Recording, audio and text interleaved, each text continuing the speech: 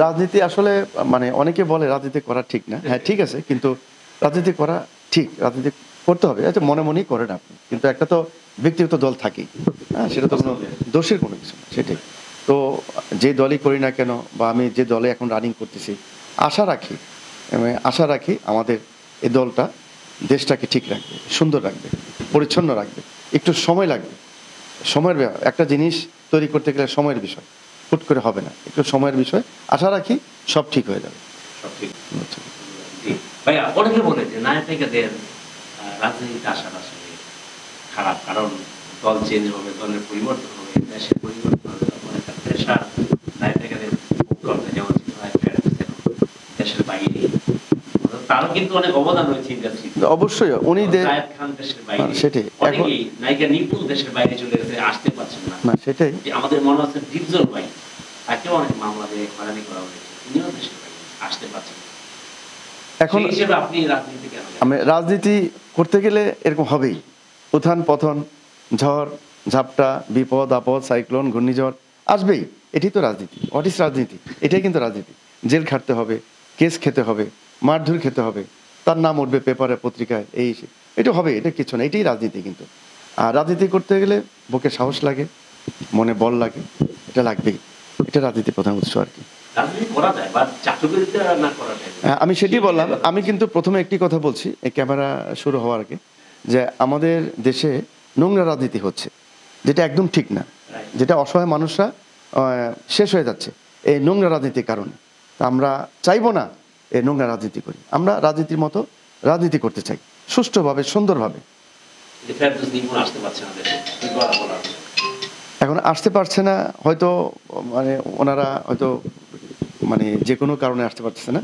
আসবেই, আসবে আবার যাবে, আসবে আবার যাবে, এই তো নিয়ম, এটি তো রাজনীতি। হ্যাঁ, হবে, হবে, আমাদের হবে। এই জন্য তো আমরা পিছপা হব না। আমি তো আগেই বলছি, রাজনীতি করতে গেলে বুকে সাহস লাগে, মনে বল লাগে, মাথা ব্রেন লাগে, এটা লাগবে। এটি রাজনীতি। হোয়াট ইজ রাজনীতি? এটাই কিন্তু রাজনীতি। রাজনীতি হচ্ছে আমাকে সামনে এগোতে হবে, ঝড় ঝাপটা, সাইক্লোন, ঘূর্ণিঝড় আমাদের সামনে যেতেই হবে, এটাই রাজনীতি। কিন্তু বেনিফিটটা কি আসলে? শিল্পীর তো এমনিতে অনেক জনপ্রিয়তা। রাজনীতির বেনিফিট কিছু না। রাজনীতি যে মনে বল, বুকে বল, যে আমি সাহস, আমি এই রাজনীতির কোনো এটা বেনিফিট না। এটা মানুষের ইচ্ছা থাকে যে আমি দেশের সন্তান, আমি আমার দলকে ভালোবাসি, দেশের জন্য কিছু করব, এই দলটাকে আমি সামনে নিয়ে যাব, এইটাই। রাজনীতি ছাড়া যেটা করতে পারে সেটা আমাদের চলচ্চিত্র দিয়ে। এককেন্দ্রিক হয়ে যাচ্ছে না তখন? ধরুন আপনি বিএনপি বা আওয়ামী লীগ যাই করেন, তখন আওয়ামী লীগের ভক্তগুলো সরে যাচ্ছে বা বিএনপির ভক্তগুলো সরে যাচ্ছে আপনার কাছে। এখন তো আপামর জনতা সবাই বিএনপিকে ভালোবাসে। তো আমি তো আপনাকে আগে বললাম, এটাই কিন্তু রাজনীতি। সবাইকে খুশি রাখতে পারবো না, সবাই কেউ খুশি রাখতে পারে না। ভাটা পড়তেই পারে, ভাটা পড়বে, আবার উঠবে, এটাই তো। এইভাবেই তো আমাদের জীবন চলতে হবে। রাজনীতি বলেন বা চলচ্চিত্র বলেন, রাজনীতি করে যাবো ইনশাল্লাহ, যতদিন থাকবো।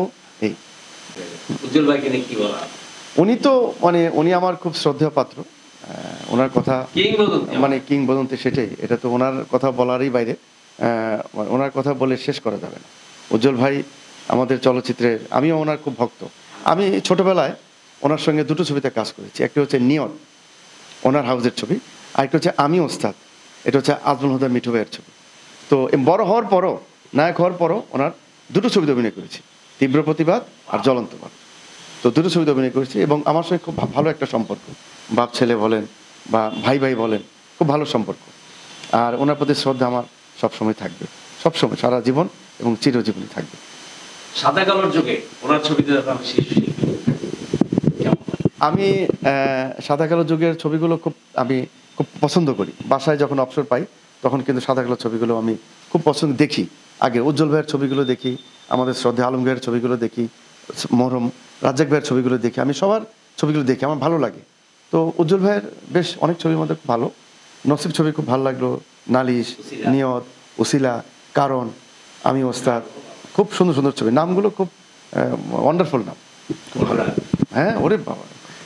সর্বশেষ উজ্জ্বল ভাইয়ের কি দিয়ে বলবেন? যে উজ্জ্বল ভাই আমার জিয়াউর রহমানের সাথে প্রথম সফর সঙ্গে ছিলেন তিনি। উনি তো একদম প্রথম থেকে উনি আমাদের যে দলটা গঠন করলেন, সেটা এই দলটাকে আমি শ্রদ্ধা করি, সম্মান করি। আমরা চেষ্টা করব এই দলটাকে, আমি, আমাদের শিবা শানু ভাই, আমাদের বদল খোকন ভাই, আমরা চেষ্টা করব সঙ্গে আমাদের আরও যারা ছিলেন, আমাদের নাসির মিলন ভাই সবাই ছিলেন, আমরা চেষ্টা করব এই দলটাকে আমরা সুন্দরভাবে এগিয়ে নেওয়ার জন্য আপ্রাণভাবে চেষ্টা করব। সেখানে বাধা বিপত্তি আসবেই, এটা তো আগেই বলছি, এটাই রাজনীতি, আসবেই। নোংরামি না করাটাই ভালো। আমি আগেই বলেছি যে নোংরা রাজনীতি আমরা পছন্দ করি না, যেটা নিপুণ এবং ফেরদৌস করেছিলেন।